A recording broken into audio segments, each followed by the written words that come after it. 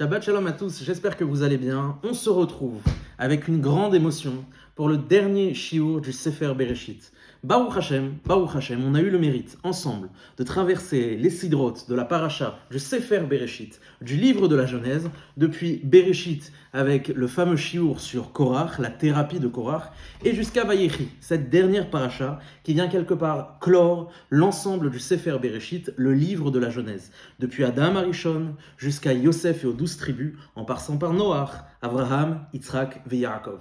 Donc, ce cours, ça va être l'occasion, quelque part, de fermer une porte, mais surtout d'essayer de comprendre la nouvelle porte qui va s'ouvrir à partir de la semaine prochaine avec le livre de Shemot, qui est le livre de l'Exode, et à partir duquel on va entrer dans une nouvelle dimension où ceux qui ont fondé le peuple d'Israël, les Avot Akdoshim, les patriarches, vont finalement donner naissance à une nouvelle dimension qui est celle des Bnei Israël. On passe des Avot, c'est-à-dire des patriarches, aux Béné Israël, aux enfants. Et ça va être l'histoire des enfants. Après, pendant le Sefer Bereshit, avoir fait l'histoire des parents, des Avot Akdoshim, de Abraham, Yitzhak et Yaakov, vient s'ouvrir une nouvelle page, qui est la page des Béné Israël, des enfants d'Israël. Alors, pour comprendre justement cette transition, on va donc évoquer la paracha de Vayechi. Paracha de Vayechi, qui globalement va présenter trois grandes thématiques. La première thématique, qui sont finalement le crépuscule de la vie du troisième et dernier patriarche, Yaakov. La Torah nous explique que Vayechi Yaakov be'eretz Mitzrayim, que Yaakov s'est senti vivant en terre d'Égypte. Il a vécu ses meilleures années, Sheva et Sreshana, 17 ans de bonheur, 17 ans avec ses enfants, avec sa famille, dans l'abondance et l'opulence. Et la Torah nous explique que dans sa vieillesse, Yaakov, avant justement de mourir, Iné anochimet, je suis en train de mourir, apporte-moi tes enfants. Il va demander à Yosef de lui apporter ses deux enfants, Ephraim et Ménaché. Et il y a cette fameuse bracha, qu'on a donc d'ailleurs l'habitude de faire le vendredi soir à nos enfants, où Yaakov va apposer ses mains, Shikel et Yadav, il va inverser ses mains, c'est-à-dire que la main droite, il va la mettre sur Ephraim, le cadet, et la main gauche sur Ménaché, l'aîné. Et la Torah va nous dire Yesimecha Elohim ke'Ephraim vechim Naché, que l'Éternel, que le Tout-Puissant puisse apposer son nom sur Ephraim et sur Ménaché. Et à partir de là, après avoir béni ses petits-enfants, et surtout les avoir élevés au rang de tribu, puisque ça va être l'incidence de la convocation des enfants de Yosef vis-à-vis de Yaakov, c'est que Ephraim et Ménaché, qui sont censés être les petits-enfants de Yaakov, vont en fait être élevés au rang eux-mêmes de tribus. Hatsi Shevet Ephraim, Vechatsi Shevet Ménaché. La Torah, elle nous dit la chose suivante à propos des enfants, justement. Il va nous dire Banaihem, ce sont précisément mes enfants, c'est plus tes enfants. Et Bnei Israël va yomer miele, va yomer Yosef lui a dit à la vive Banaihem, ce sont mes enfants. Et à partir de là, Ve'ane Israël kavedou mizeken lo yochul lirot, il va lui dire qu'il ne peut plus les voir, Ve'ishak lahem, Ve'ichabek lahem, il va les embrasser, il va les étreindre. Va yomer Israël el Yosef, Israël va dire à Yosef qu'il n'espérait pas voir ces enfants-là, et il va lui faire comprendre que c'est véritablement ses enfants. Alors à partir de là, après avoir béni ses petits-enfants et les avoir élevés au rang de tribu, Yaakov, le patriarche, va bénir ses enfants, ses propres enfants. Et donc, on va voir à la suite Réhouven, Shimon, Lévi, Yehuda, Issachar, Zevulun, Dan, Neftali, Gad, Asher, qui vont chacun recevoir leur bénédiction. La Torah nous dit Vaïvarer Otam, que Yaakov les a bénis chacun, Ish Asher Kevir Chato Berach Otam, chacun selon sa singularité, chacun selon sa particularité, son comportement. Yaakov avait cette faculté d'avoir un lien avec ses enfants qui était particulier, qui était intime. Il connaissait ses enfants de manière intime. Ce n'était pas ses enfants au sens général. Chaque enfant, il avait presque un rapport unique au point où il a pu dévoiler à travers ses brachot leurs qualités, leurs défauts et ce vers quoi il devait se travailler. Et c'est une très belle paracha puisque c'est la paracha, la sidra des bénédictions. On arrive avec le dernier thème, le troisième et dernier thème de cette paracha, qui est en fait le moment où Yaakov va donc décéder et Yosef, accompagné de ses frères et de l'ensemble de sa famille, va partir de la terre d'Égypte pour enterrer son père dans le caveau de Meharat Amarpela, la grotte de Meharat Amarpela que précisément Abraham Avinu a acheté pour pouvoir être enterré là-bas avec ses ancêtres. la Torah nous le reprécise, Asher Kana Avraham et Asadeh, il s'agit bien du champ qui a été acquis par Abraham, la Huzat Kever, en tant que propriété mortuaire, c'est-à-dire pour enterrer ses défunts, Me'et Aifron Achiti, de cet homme qui s'appelait Aifron le Chétéen, Al Pene Mamré, c'était évidemment dans le territoire de Mamré. Et une fois que Yosef, avec toute sa famille, va quelque part sortir d'Égypte pour enterrer son père, il va revenir. Et là va se jouer quelque chose d'assez exceptionnel, puisque Yosef, lui aussi, arrive au crépuscule de ses jours, et il va expliquer, il va leur dire, il va s'adresser finalement à sa famille en leur disant « Ne vous inquiétez pas, Dieu se souviendra de vous et vous sortirez d'Égypte un beau jour. » Et la Torah termine avec cette phrase, cette sentence qui vient résonner en fait dans nos cœurs, « Va Yamot Yosef ». Yosef est donc décédé, Ben Mea Varaiser Shanim, à l'âge de 110 ans, Vayachan Tuoto, ils l'ont embaumé, Vaïsem Baaron, et l'ont entreposé dans un coffre, dans une boîte, Bemitzraïm, en terre d'Égypte. Et ce Mitzraïm, ce dernier mot du Sefer Bereshit, de livre de la Genèse, il vient effectivement embrayer avec le livre de Shemot, qui va s'ouvrir précisément sur la terre de Mitzraïm, et les Shemot Ben Israël, Habaïm Mitzraïma. Alors, l'idée de ce shiur, ça va être de poser une question centrale.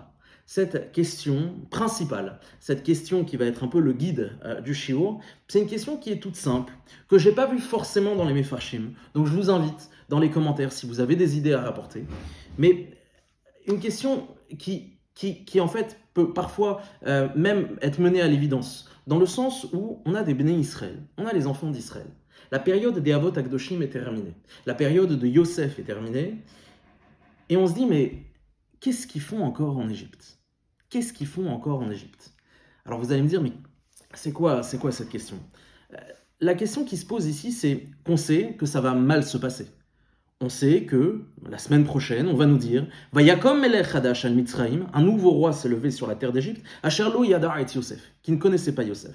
Et ce même roi, un roi despote, un roi monarchique, va asservir les béné Israël, va vouloir exterminer leurs premiers-nés et va leur en faire voir des vertes et des pas mûres. Ça va être l'esclavage en Égypte. La question que je pose ici, c'est tout simplement, mais qu'est-ce qui a retenu les enfants d'Israël? Qu'est-ce qui a retenu les béné Israël de revenir en terre des Kénaran tant qu'il en était encore temps? Alors effectivement, la semaine prochaine, une fois qu'on a un nouveau roi qui arrive, une fois qu'on a Melech Mitzraïm, Vayakom Melech Hadash qui vient et qui interdit et qui veut garder les béné Israël en tant que main-d'œuvre, qui veut garder les béné Israël en tant qu'esclaves, qui veut garder les béné Israël parce qu'il y a un réel profit à pouvoir les garder, à pouvoir les asservir, à pouvoir en profiter, d'accord. Mais avant d'en arriver là, qu'est-ce qui s'est passé? Pourquoi les béné Israël ne sont-ils pas retournés en Eretz Kenaran? Pourquoi, lorsque tout allait bien, pourquoi, lorsque tout était paisible, on ne s'est pas dit à un moment donné, mais qu'est-ce qu'on fait ici? On n'a rien à faire ici. C'est pas la terre de nos ancêtres. Eretz Megouré Aviv, la terre de nos patriarches. Avraham, Yitzhak et Yaakov, Eretz Kenaran, la terre qui nous a été promise. Qu'est-ce qui retient les béné Israël en terre d'Égypte? Qu'est-ce qui les retient quand tout va bien? Elle est là ma question. Et vous allez comprendre que cette question, elle a évidemment une résonance avec beaucoup de questions actuelles qui sont liées évidemment à la compréhension de l'exil, qui sont liées évidemment à la compréhension du retour de l'exil. Donc il va y avoir beaucoup d'implications qu'évidemment je vais suggérer et que je vais laisser à votre intelligence et à votre appréciation pour pouvoir en faire de bonnes déductions, ou du moins des déductions qui sont puisées à partir du texte. Puisque ça va être l'objet, encore une fois, l'objet ça va être de raisonner uniquement à partir du texte de la Torah. Donc qu'est-ce qui retient les Béné Israël Ribono Shel Olam? Qu'est-ce qui se passe en Égypte? Pourquoi? Qu'est-ce qui les empêche de retourner en Eretz Kenaran lorsque tout va bien? Encore une fois, la semaine prochaine, un nouveau roi, un nouveau despote qui ferme les portes, qui verrouille les voies d'accès à l'Égypte et qui empêche les Béné Israël de sortir. D'accord, pas de problème. Mais là, tout va bien. Qu'est-ce qu'on fait en Égypte, Ribono Shel Olam? Qu'est-ce qu'on fait en Égypte? C'est pas la première fois, encore une fois, que on a des ancêtres qui se sont retrouvés en Égypte. Pour quelle raison? La première raison, c'était parce que c'était la famine. Encore une fois, je vous rappelle, il n'y a pas si longtemps que ça, Parashat Miketz, Pharaon fait un rêve, on va prévoir 7 années d'abondance et 7 années de famine. Et on comprend qu'effectivement, les Bnei Israël, on comprend que Yaakov, le patriarche, que ses enfants, Réhouven, Shimon et Lévi, ont été poussés finalement à aller en Égypte, parce qu'ils avaient faim, parce qu'ils avaient besoin de s'en sortir, et c'est pas les premiers. Et c'est pas les premiers. Parashat Lech Lecha, Avraham Avinu, que nous dit la Torah? Vayhi ra'av ba'aretz. C'était donc la famine en Eretz Kenaran, en terre de Kenaran. Vayered Avraham Mitzrayma, la Goursham. Et Avraham, effectivement, est descendu en Égypte. Mais que nous dit la Torah en paragraphe suivant? Vaya'al Avraham Mitzrayim. Et Avraham, il est monté d'Égypte. Avraham, il a émigré d'Égypte. Hu veishto vechol asher lo velot yarimu anegba. Donc Abraham est effectivement parti en Égypte, de la même façon que Yaakov a rejoint son fils Yosef pour pouvoir être sustenté en période de famine, mais pour autant Abraham y est retourné. Pourquoi les bénis Israël ne sont pas retournés? Yaakov Avinu lui-même, pareil, Parashat Toldot. Non, c'est pas la Parashat Toldot, c'est la Parashat Toldot. Que nous dit la Torah? Vayhi ra'av ba'aretz. Et il y avait encore une fois une famine dans la terre de Kenaran. Mi levad ra'av arishon, la Torah précise, qui est différente de la première famine qui a eu lieu avec Abraham.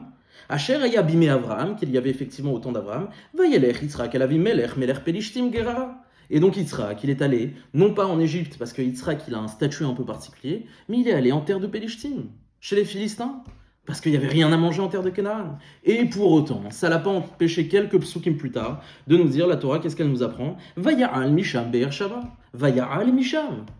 Et Yitzhak, il n'est pas resté là-bas, vaya'al misham, il est monté, il est retourné à Be'ersheva, en terre de Canaan. Qu'est-ce qui se passe? Les Bnei Israël, Yaakov, Ish ou Beto, lui et sa famille, ils sont descendus en Égypte, d'accord, parce qu'ils avaient faim, mais surtout parce qu'il y avait Yosef. Surtout parce qu'il y avait Yosef, mais quand bien même ils avaient faim, que la famine, elle l'expliquait, il n'y a plus la famine, il n'y a plus de famine. Ça fait des années, ça fait 17 années qu'il n'y a plus de famine. Au moment où Yaakov arrive en terre d'Égypte, la famine, elle est terminée. Elle est quasiment terminée. Ce qui nous fait comprendre qu'en vérité, quand bien même Yaakov et sa famille ont été poussés à rejoindre l'Égypte, parce que les conditions de la famine l'obligeaient, ils ont surtout rejoint l'Égypte à cause d'un homme. Et cet homme, c'est Yosef. Et là, Yosef, effectivement, ça va nous poser un problème. Ou du moins, ça va nous apporter quelques explications expliquant les raisons pour lesquelles les Bnei Israël ne sont pas retournés en terre de Kenaran. Yosef a un statut un peu particulier. Yosef, il est vice-roi d'Égypte. Tsafnat Panéach, pharaon qui va lui donner un titre tout à fait particulier. Et il va lui expliquer que tout lui appartient. Bepshat Apashut, c'est marqué dans la Torah. À partir de là, Yosef a acquis une telle fonction que lui ne peut pas bouger d'Égypte. Lui ne peut pas bouger d'Égypte. D'ailleurs, c'est ce qui expliquerait pourquoi c'est Yaakov qui a rejoint Yosef et pas l'inverse. Il faudrait se poser cette question quand même. Yosef se dévoile à ses frères, Parashat Vaïgash. Et il demande à ses frères, les roues, allez chercher mon père. Oh, mais pour qui tu te prends, Yosef? Depuis quand c'est le père et sa famille qui se déplacent pour aller voir son fils? C'est l'inverse. C'est l'inverse. Kibboud Avaim, comment ça se passe? C'est le fils qui va à la rencontre de son père. C'est pas le père qui descend en Égypte. Qu'est-ce qui se passe? Deux propositions. Première proposition, il y avait la famine. Donc Yaakov, d'une pierre deux coups. D'un certain côté, il va en Égypte, il y a de quoi se sustenter, et d'un autre côté, il rencontre son fils. Très bien, très bien. Mais encore une fois, quand Yaakov arrive, il n'y a plus de famine. C'est terminé. Mais il est obligé d'aller rejoindre Yosef, et c'est pas Yosef qui va le rejoindre. Pourquoi? Parce que Yosef ne peut pas le rejoindre. Yosef ne peut pas quitter l'Égypte. Le premier prisonnier de l'Égypte, c'est pas les Bnei Israël, c'est pas les Bnei Israël à Shemot. Le premier prisonnier de l'Égypte, c'est Yosef. Yosef ne peut pas sortir d'Égypte. Ne peut pas sortir d'Égypte misvara, de façon logique. Yosef, il a atteint un niveau diplomatique, il connaît les secrets d'État. On a vu dans la paracha de la semaine dernière, la paracha de Vaïgash, la Torah nous dit que Yosef, Vaïlaket Yosef et kol hakesef. Il a récolté tout l'argent liquide. Hanimtsa be'eretz Misraïm, non seulement qui se trouvait en Égypte, ou be'eretz Kenaran, et en terre de Kenaran. Imaginez 2 secondes, tout le PIB, le produit intérieur brut d'un pays, de 2 pays, il l'avait entre ses mains. Qu'est-ce qu'il en a fait? Vayavé Yosef et Akesef beta Pharaon. Il l'a emmené dans la maison de Pharaon.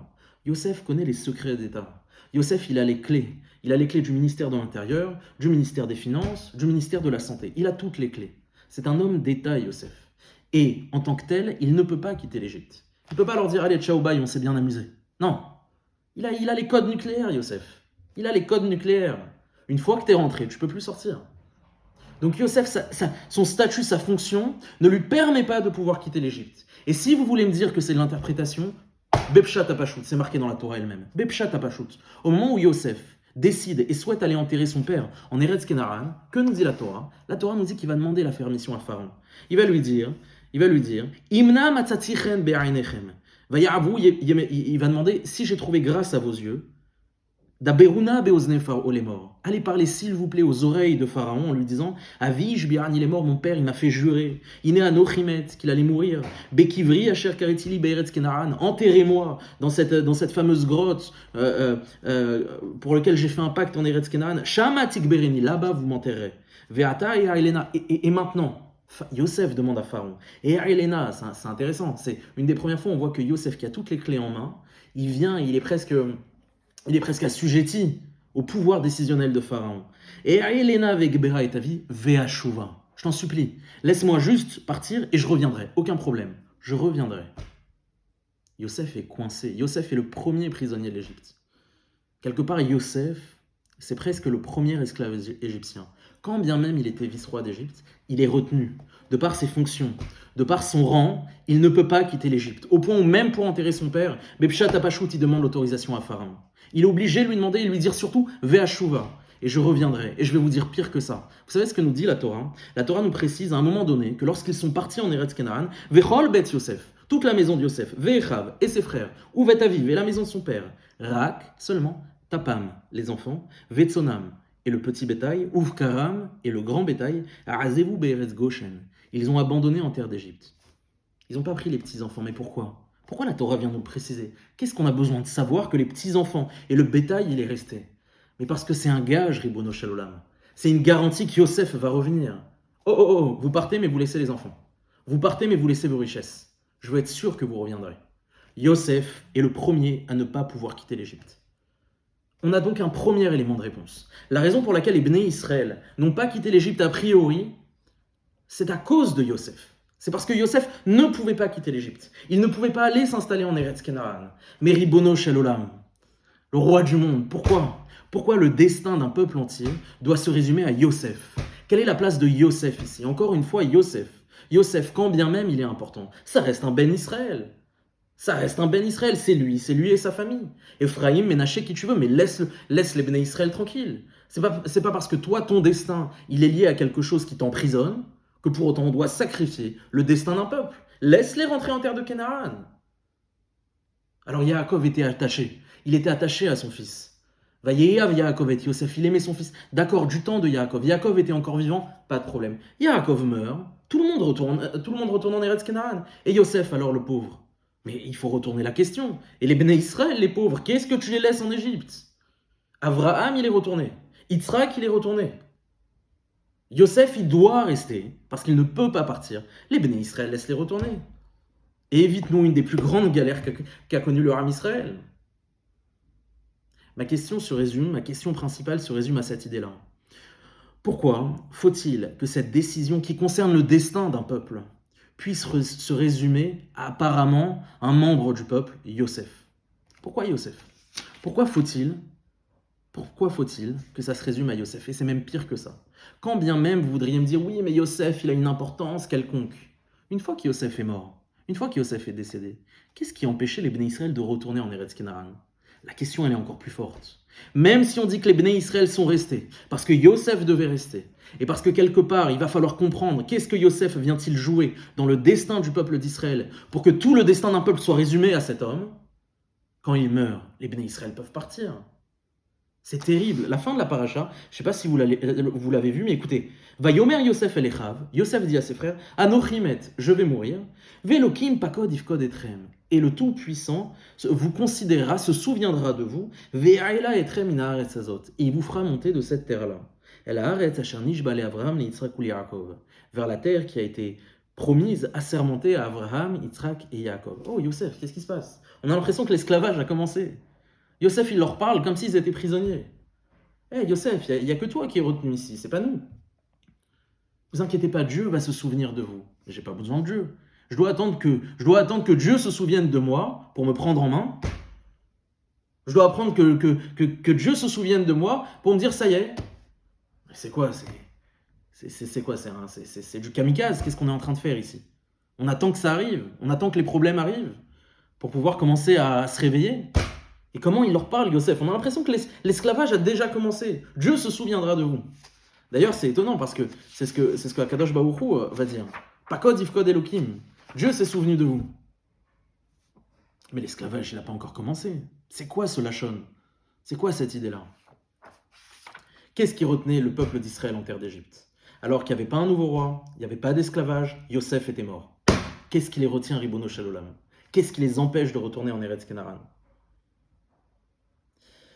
Ça va être la question principale que je vais vous demander de laisser de côté. Et pendant un moment, on va essayer d'avoir un raisonnement un peu intermédiaire, une question intermédiaire, une réponse, un raisonnement qui va nous permettre déjà d'envisager peut-être quelle est la place que va jouer Yosef et quelle incidence ces paroles vont avoir sur le destin du peuple d'Israël. Alors pour le comprendre, je vous invite à réfléchir sur la deuxième partie de la paracha de la semaine. Cette deuxième partie sur la deuxième et la première. La première partie, c'est la bénédiction d'Éphraïm et de Ménaché, qui sont les petits-enfants de Yaakov. Et la seconde partie, c'est les bénédictions de l'ensemble des tribus, Réhouven, Shimon, Lévi, Yehuda. Il y a quand même une question qu'il faut poser dans tout ça, c'est précisément justement la place de Yosef. Dans le sens où, quelle est la bracha de Yosef? Quelle bracha va recevoir Yosef? Je vous invite à poser la question autour de votre table Shabbat et de vous dire, on voit dans cette paracha que chacun reçoit une bracha. Quelle est la bracha de Yosef? Je vous la pose. Alors la plupart d'entre vous, je pense, vous allez me répondre cette fameuse bracha, Ben Porat Yosef. C'est la fameuse bracha qu'on utilise parfois de manière incantatoire pour se protéger du Aïn Hara. Ben Porat Yosef. Ben Porat Yosef. Ben Porat ale Aïn, Banot Se'ada ale Shur. Bon. Effectivement, c'est une des brachot que Yaakov va faire à Yosef. Alors pourquoi je dis une des brachot? Parce qu'en vérité, si on s'intéresse au texte de la Torah, si on essaye de ne pas se faire endormir par le texte, de rester vigilant, de rester alerte, on se rend compte que Yosef n'a pas eu qu'une seule bracha. Il en a eu deux. Il a eu deux brachot. Il a eu cette bracha que tout le monde connaît. Et bien avant, dans la paracha, il va en avoir une autre. La Torah nous dit Bepshat hapashut, Vaivarech et Yosef, Vayomar. De qui on parle? On parle de Yaakov. Yaakov, lorsqu'il reçoit Éphraïm et Ménaché, il va recevoir les petits-enfants de Yosef. Et bizarrement, avant de les bénir, la Torah nous dit Vaivarech et Yosef Vayomar, que Yaakov va prendre le temps de bénir Yosef. C'est étrange. C'est étrange. Quoi, Yosef, il a reçu deux bénédictions? Quoi, c'est quoi la bénédiction de Yosef? Alors que dit-il dans cette bénédiction? Il lui dit Ha Elohim, le Tout-Puissant, Asher ithallachu avotai lefanai Avraham veYitzrak, au sujet duquel mes ancêtres Avraham et Yitzhak ont cheminé devant lui. Ha Elohim ha-ro'ayoti, le Tout-Puissant qui a été pour moi, qui m'a guidé comme un berger, Me'odi adayom hazeh, voilà, dans toute ma destinée jusqu'à présent, Ha-malach ha-goel oti, voilà, ve'ikare va'em shemi ve'shem avotai, qu'il puisse invoquer ton nom, qu'il puisse invoquer son nom, pardon, ve'shem avotai, et le nom de mes ancêtres, Avraham ve'Yitzhak ve'idgou larov, et qu'il puisse se multiplier bekerev haaretz, au sein de la terre. Ok, alors qu'est-ce que ça veut dire? Bekerev haaretz. Il y a deux choses qui sont dites. Dans cette bracha. La première, c'est une bracha de multiplication. Et la seconde, c'est une bracha de transmission. Qu'est-ce que je veux dire par transmission? Et c'est là où il va falloir être vigilant. Pour ceux qui ont suivi Baruch Hashem les cours qu'on a fait sur l'ensemble de Bereshit, ils ont plus ou moins tous en fait un lien ensemble. D'accord? C'est-à-dire que dans la mesure du possible, j'essaie toujours de proposer des lectures qui sont compatibles avec les lectures précédentes. Ce qui permet d'avoir en fait une grille de lecture qui soit, on va dire, continue entre les parachiotes. Je vous renvoie donc au cours de la paracha de Toldot qui s'intitule Les bénéfictions. Dans ce cours, on a expliqué qu'il fallait être extrêmement vigilant lorsqu'on parle de brachot, lorsqu'on parle de bénédiction, et qu'il y a souvent beaucoup de confusion qui est faite à ce sujet. Il faut que vous compreniez ici, qu'on a un problème. On a un problème. Quelle est la bracha de Yosef? D'un côté, Yaakov dit à Yosef, Ben porat Yosef, Ben porat ale'ain. Et de l'autre, il lui dit quoi? Choisis, c'est quoi ton problème, Yaakov? Soit tu lui dis ça, soit tu lui dis ça. C'est quoi la bracha de Yosef? Posez-vous la question, c'est quoi la bracha de Yosef? C'est celle-là ou celle-là? Alors pour y répondre, pour essayer de mettre un peu de clarté dans cette confusion, il faut comprendre ici qu'il y a deux dimensions. Il y a deux brachot. Je vous renvoie au cours les bénéfictions. Il y a ce qu'on appelle Birkat Haorim. Birkat Haorim, littéralement, c'est la bracha des parents. C'est la bracha fraternelle, la bracha familiale, la bracha héréditaire. Un père, il arrive au crépuscule de sa vie, il veut souhaiter le meilleur à ses enfants. Alors il les appelle à son chevet, il leur dit mon fils, tiens, et de la bracha, est-ce que je te souhaite? Et Bezrat Hashem, ça va bien se passer pour toi. C'est ce qu'on appelle Birkat Haorim. C'est la bracha qu'on fait à nos enfants le vendredi soir, dans laquelle on leur souhaite Bezrat Hashem que tout aille bien dans leur vie. C'est une bracha d'amour, c'est une bracha d'affection, c'est une bénédiction familiale, une bénédiction paternelle, où il y a tout le lien affectif entre un père et ses enfants qui vient s'effectuer. Cette bracha, on l'a retrouvée notamment avec Rachel. Rachel, paracha de Vayetse, juste avant de quitter sa famille et avant de rejoindre parachat Vayera, juste avant de quitter sa famille. Parachat Chayei Sarah, avant de quitter sa famille et de rejoindre Yitzhak, la Torah nous dit quoi? Nous dit Vayikreou le Rivka, Vayomer Elea, pardon, Vayishalichu et Rivka Arotam Vayet Menikta, Vayivarecheu et Rivka. Et ils ont béni Rivka. Vayomeroula, ils lui ont dit Achotenu, que notre sœur, At Haïl et Alfe Revava, que tu puisses être la mère d'une multitude de nations, Veiraj Zaraer, et que ta descendance puisse hériter, et ainsi de suite. C'est des brachas d'amour. C'est des bénédictions d'amour, c'est des bénédictions familiales. C'est la bénédiction qui vient traduire, qui vient incarner le lien affectif entre un parent et ses enfants, entre une mère et sa fille, entre un père et son fils. Super. Ça, c'est Birkat Haorim. Il y a une deuxième bracha qui n'a absolument rien à voir. Qui est une bracha qui, elle, vient incarner une idée, qui, elle, vient incarner un symbole, qui vient incarner une mission. Cette bracha, c'est ce qu'on va appeler Birkat Avraham. Autrement dit, la bracha avrahamique, la bénédiction d'Avraham. C'est cette bracha qui a été déclenchée, qui a été acquise par toutes les 10 épreuves d'Avraham. Avraham qui arrive au Har Moria. Il arrive, parachat Vayera, à la fin de la parachat Vayera, il arrive au Har Moria, et qu'est-ce qu'on nous dit? Bin ishbatzine umajem. Je te jure, parole de Dieu, qui yaran asher asiti et adavarazé, puisque tu as fait ça, velo chasharta benicha, qui varech avarchecha, je te bénirai, ve'arbar be'etzaracha, je multiplierai ta descendance. Sur cette terre, ve'idbarechu be'ezaracha, ils seront bénis par ta descendance, kol goye haaretz. Tous les peuples de la terre parce que tu as écouté ma voix. Ça, c'est ce qu'on appelle Birkat Avraham. La bracha d'Avraham, la bénédiction avrahamique, qui est une idée, qui est l'idée du monothéisme, qui est l'idée de la révélation de Dieu sur terre, qui est l'idée du monothéisme, de ce que vient incarner Avraham, Yitzhak et Yaakov. Et cette bracha, Birkat Avraham, n'a rien à voir avec une bracha affective, avec une bracha familiale, avec une bracha émotionnelle. C'est une bracha qui touche aux idées. C'est une bénédiction de l'idée, une bénédiction du sens, une bénédiction d'un symbole. Et ça, il faut se la transmettre. Mais pas à n'importe qui. Avraham la transmet à Yitzhak et pas à Ishmaël. Yitzhak la transmet à Yaakov et pas à Esav. Et Yaakov alors, à qui il va la transmettre? Cette fameuse bracha avrahamique, cette fameuse bénédiction avrahamique, à qui va-t-il la transmettre? C'est précisément ici. Il va la transmettre à Yosef. C'est à ce moment-là que ça se joue. Au moment où la Torah nous dit Vaïvarech et Yosef Vayomar, et il lui dit Ha Elokim. Et regardez, lorsqu'on relit la bracha, on comprend les mots de la bracha. Le Tout-Puissant, Aroé Eoti, qui m'a guidé, Merodi Adayomazé, Amalach Ego Elotim. Non, pardon. Avraham. Avraham et Yitzhak, c'est pour ça qu'il cite Avraham, c'est pour ça qu'il cite Yitzhak. Je me répète, pardon.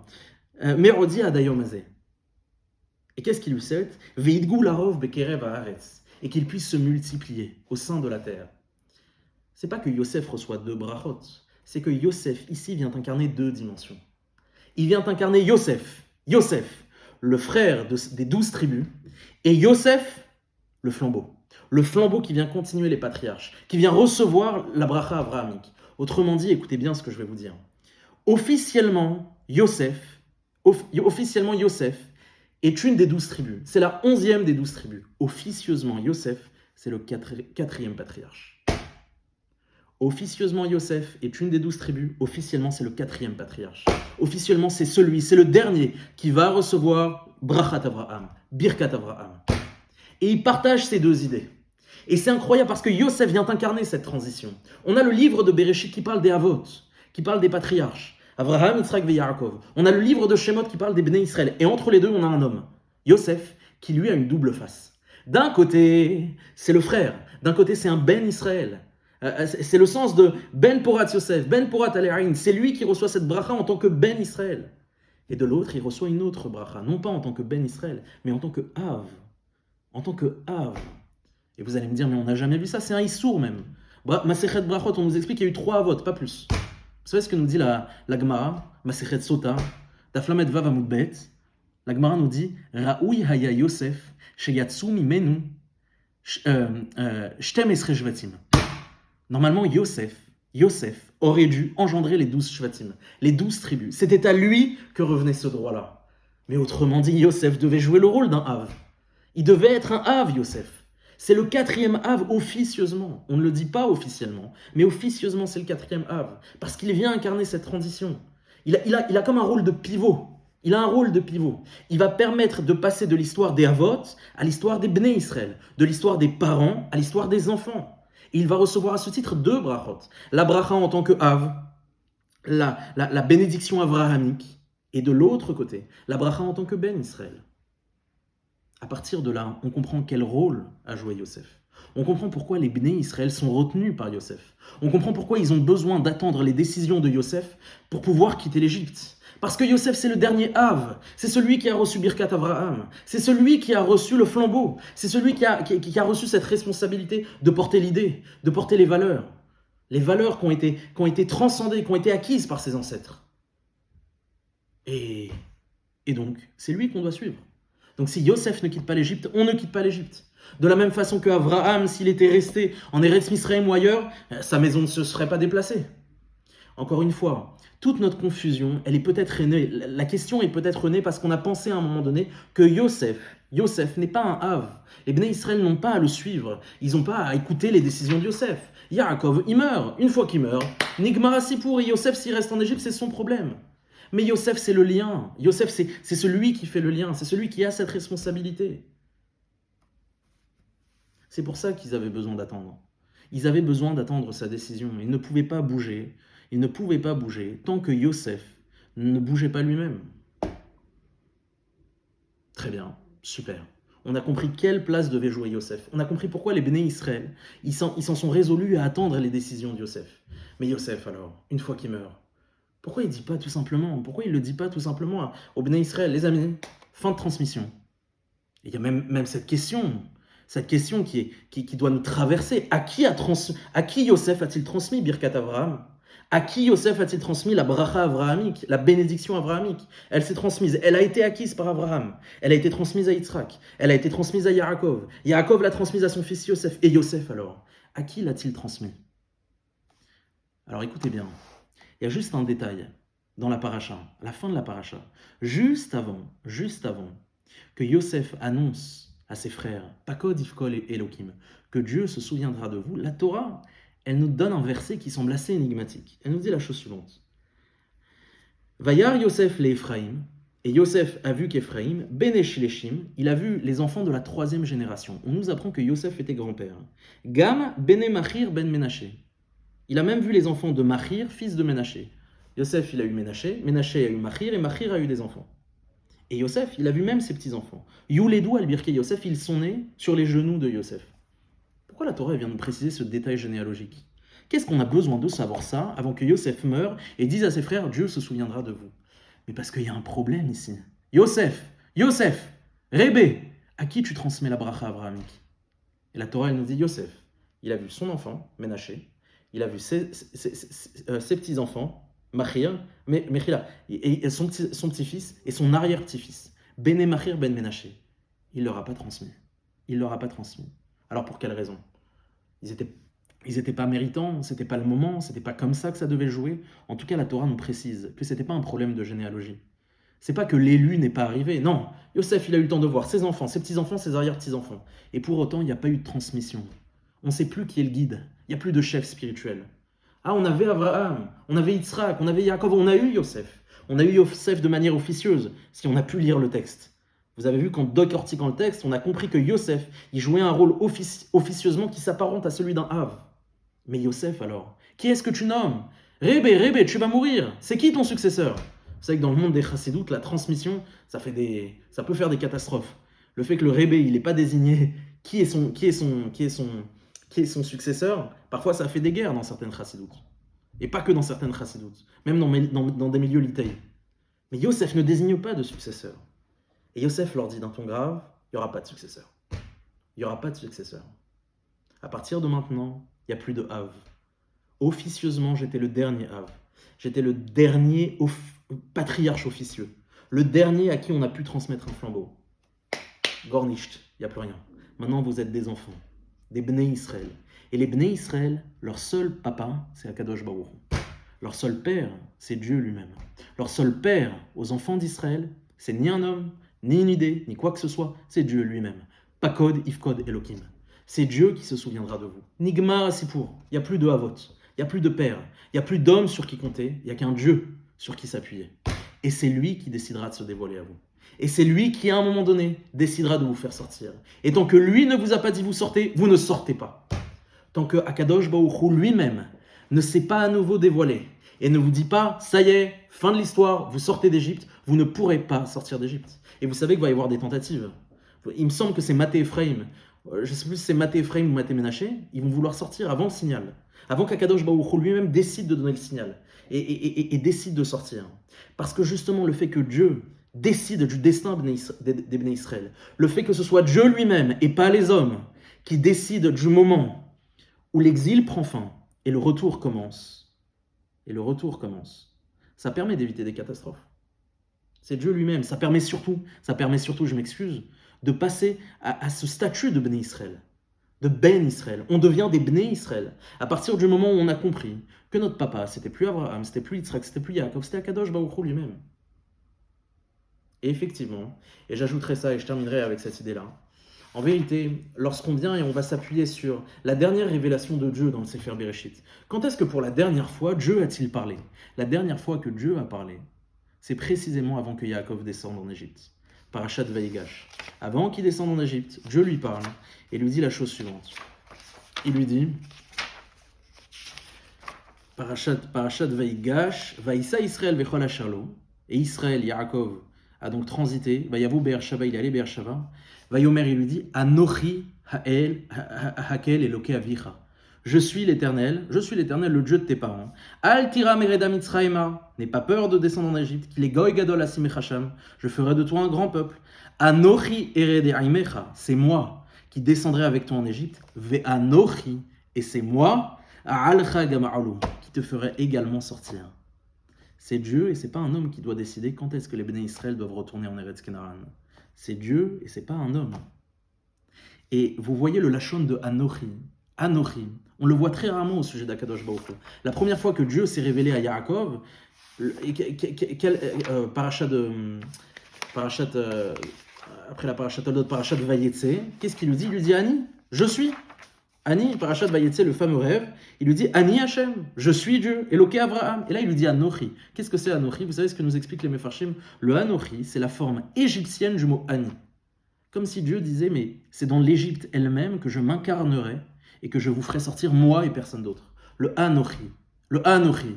Et la preuve dans tout ça, cerise sur le gâteau. La première fois que Dieu va à nouveau se révéler à qui? À Moïse, cette fois-ci. Qu'est-ce qu'il va lui dire? Il va lui dire, Vayomer, Al tikra l'homme, Shalna alecha, Vayomer, il lui dit, Anochi. Anochi Elohe avicha. Il utilise exactement le même lachon, la même expression qu'il a utilisée avec Yaakov. Le Anochi qui a laissé Yaakov, c'est ce même Anochi égyptien qui va retrouver Moïse. Et vous comprenez que Moïse n'a pas du tout le rôle d'un Hav. Il n'a pas le rôle d'un patriarche. Il a le rôle en fait d'un intermédiaire. Moïse est un intermédiaire, ce n'est pas un guide. Ça, il faut bien le comprendre. On aura l'occasion de le voir dans la parashat Shemot. Mais c'est ça ce qui fait la différence entre Moïse et les patriarches. On va arriver à la fin de ce cours, à la fin de la parashat Vayechi, à la fin du Sefer Shemot, où on a compris à quel point cette parasha, cette sidra, elle venait opérer cette transition entre l'histoire des Havot, l'histoire des patriarches et l'histoire maintenant des enfants, l'histoire des Bnei Israël. Et qu'au milieu de tout ça, il y a un homme, Yosef, qui incarne ces deux dimensions. La dimension d'un Ben Israël, d'un enfant, et la dimension d'un Hav, en recevant Birkat Avraham. Et finalement, ce qui fait la différence entre quelqu'un qui est guidé par un Hav ou quelqu'un qui fait partie d'un peuple, c'est qui est-ce que j'écoute? De qui il s'agit? Qui est-ce qui doit me parler? Finalement, c'est une plus grande révélation. Lorsque Dieu va leur dire plus besoin de guide, plus besoin de Hav, plus besoin d'un homme pour pouvoir le suivre, c'est moi-même, par mon intermédiaire Moïse, qui vous guiderai. Alors voilà, on a compris de quelle manière finalement les Bnei Israël, pourquoi les Bnei Israël sont-ils restés en Égypte?